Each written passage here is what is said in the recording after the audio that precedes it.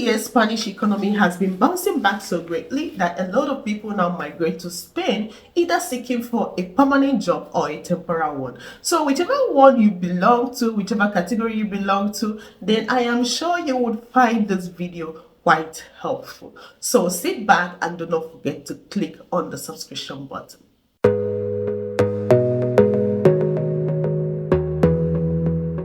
Welcome to Ada HQ. It's good to have you. So like you know, on this channel I share with you informational videos within my reach, and I also share with you lifestyle videos that are also interesting. You would find them quite very interesting.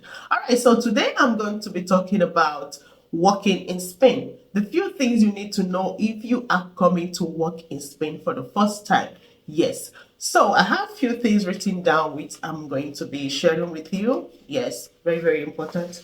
All right, so first and foremost is to find out the city you would like to stay. But my best advice is stay in a big city. As someone that is new to Spain and someone that is a foreigner that is yet to know the language, you need to stay in big cities like Madrid, Barcelona, Valencia, all these places. There are big cities where it would not be hard for you to communicate.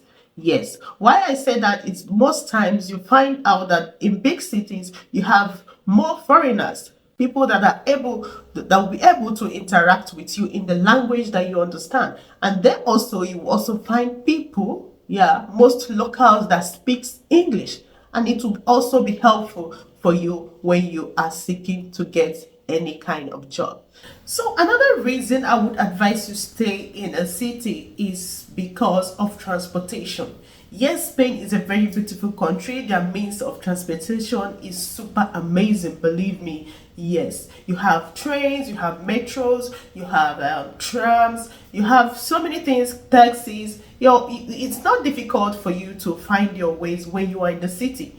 Yes, it is not. But if you are to get yourself in a place that is far from the city, as a new person, it's going to be difficult for you to actually come out. So best advice, stay in the city, avoid anything that will cause you delay or anything that will not get you recruited.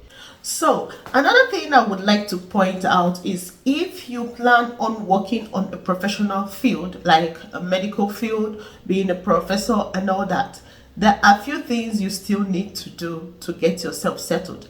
Yes, you are expected to of course use your academic certificates, which you must legalize. Yes, you have to translate them and legalize it. That is going through the process of homologación, as it's called here. Yes, I'll give you instance why you need to have your certificates translated and then submitted to the Ministry of Education.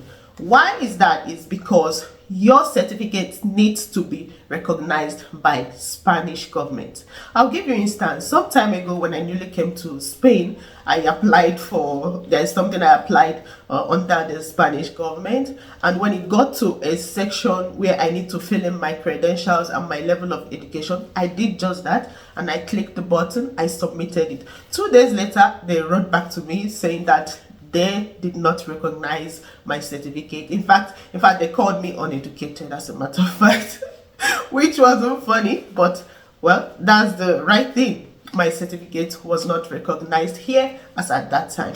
So if you're going to be working as a professional, then you need to have your certificates translated and legalized by Spanish government.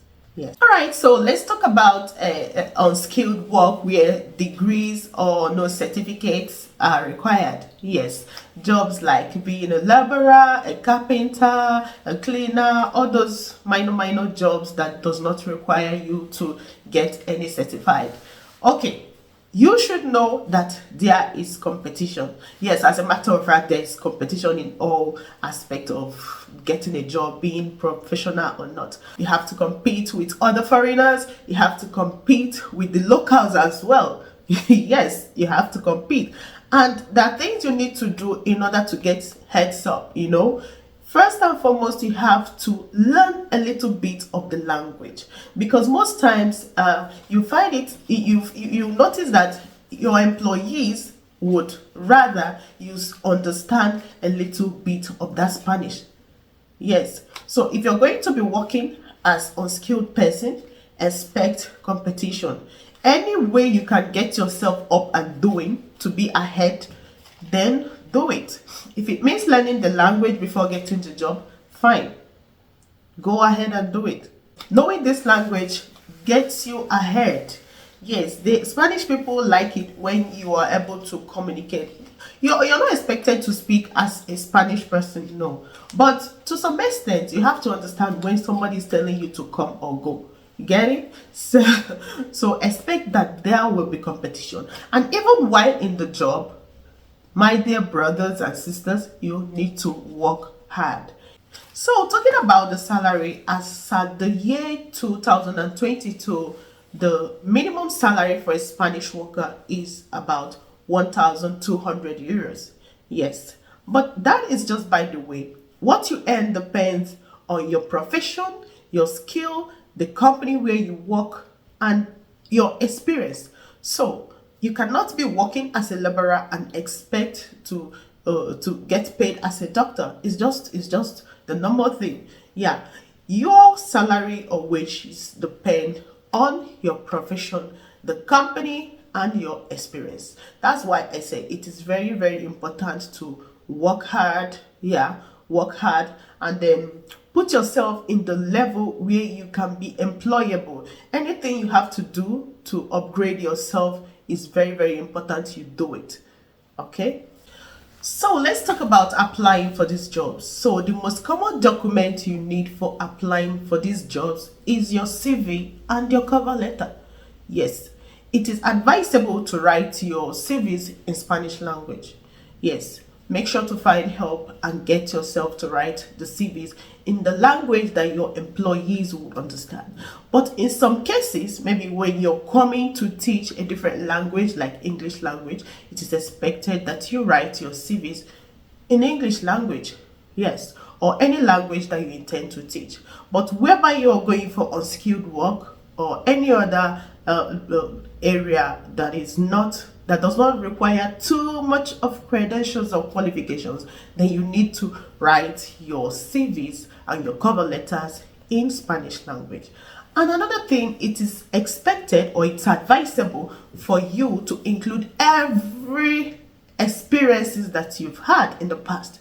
No matter what it is, make sure to include it there, because who knows, maybe it might give you a heads up against any other person that may be vying for the same position you are going for.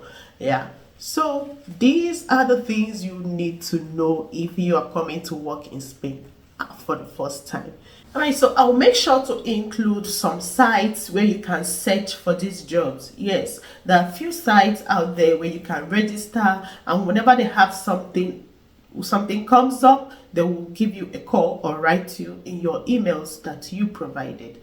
Okay, so I hope this is going to be helpful for you as you search for this job, and I wish you all the best as you go for this.